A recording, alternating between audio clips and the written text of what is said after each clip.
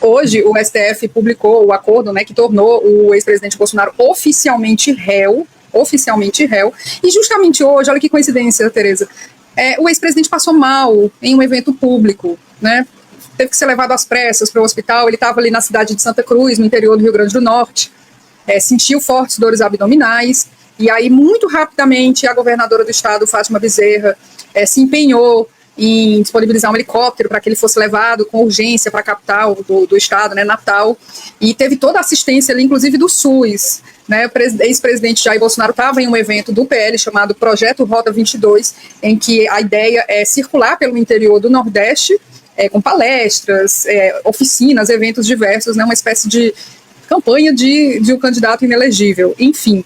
Eu queria só, antes de te passar a palavra, Tereza, lembrar que foi, por acaso, no interior do Rio Grande do Norte, onde o ex-presidente foi atacado por abelhas.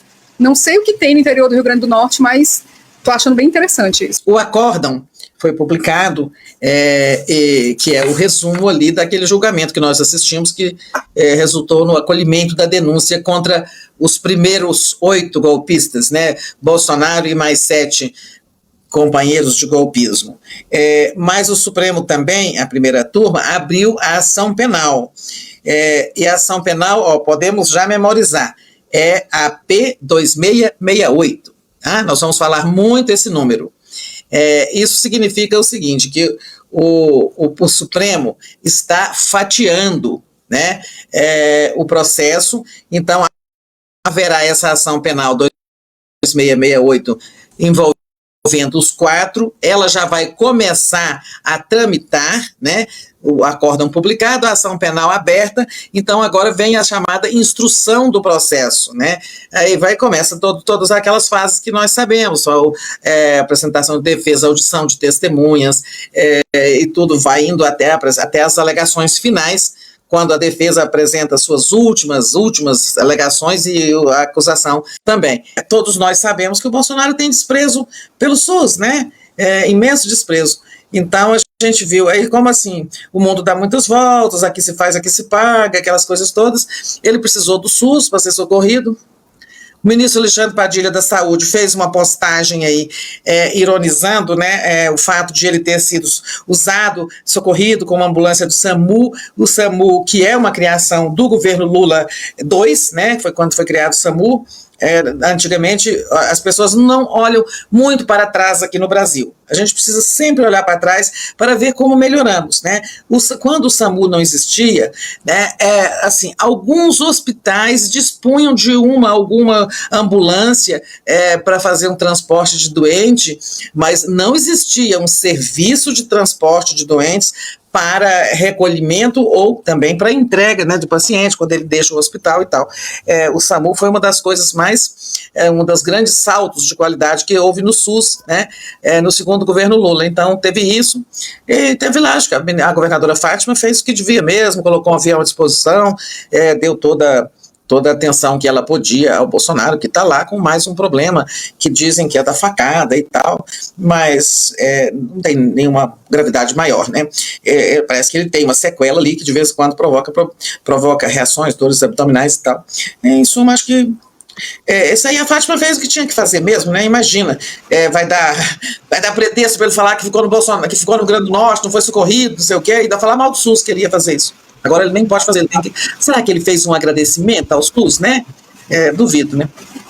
Já pensou, né, Florestan, se ele trata a governadora Fátima Bezerra o trata como ele tratava os governadores do Nordeste durante a pandemia, né?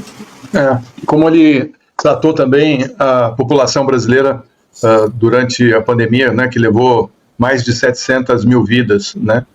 Fico lembrando também que a tragédia, na época que ele era presidente, e que ele colocou vários ministros incompetentes na saúde, né, o pior deles, para mim, né, foi o Pazuello, que era um cumpridor de ordens e que teve uma passagem terrível, porque foi justamente na época da pandemia. Mas eu lembro ainda que foi por pouco que nós não ficamos sem o SUS, porque o processo de desmonte da saúde pública tinha começado durante já o período do Temer, né, desmontando ali o Mais Médicos, né, vocês lembram o sucesso que foi o Mais Médicos, a importância que teve no interior do Brasil no atendimento das populações mais carentes e mais distantes, né, e o empenho que foi feito pelo governo Bolsonaro para dar sequência àquilo que o Temer queria, né, que era iniciar a privatização do Sistema Único de Saúde, né? Eu lembro do Mandetta, que estava tocando para frente esse projeto junto com Paulo Guedes, né? E por pouco, a pandemia chegou,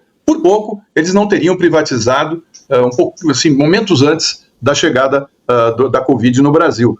Se eles tivessem conseguido sucesso, certamente o atendimento à população teria ficado muito mais comprometido, né?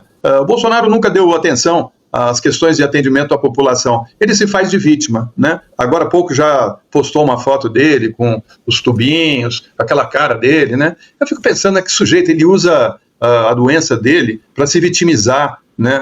Numa apelação incrível, né? Tudo que ele faz é apelo, né? Ele não correu uma lágrima dele por ninguém no Brasil, por nenhum morto no Brasil, nenhuma lágrima. Ele não foi visitar um paciente da Covid, ele não visitou, né? Mas aí quando é ele, depois aparecia, não sei se vocês lembram disso, na época da Covid, né? Que ele era atleta, que a Covid nunca ia pegá-lo, porque ele era um homem forte, atleta, né? Mas, no entanto, vira e mexe, está com o intestino preso, né? Agora só falta prender mesmo ele, né? Acho que o STF vai tratar de colocar ele no seu devido lugar, depois de tudo que ele fez, né? Querendo anistia e usando aí, no momento que ele agora já é um réu oficial, né, vai ter que responder na justiça, ele aparece nessa cena, não é nada discreto, usa os problemas de saúde dele para fazer cenas para o grupo de extrema-direita.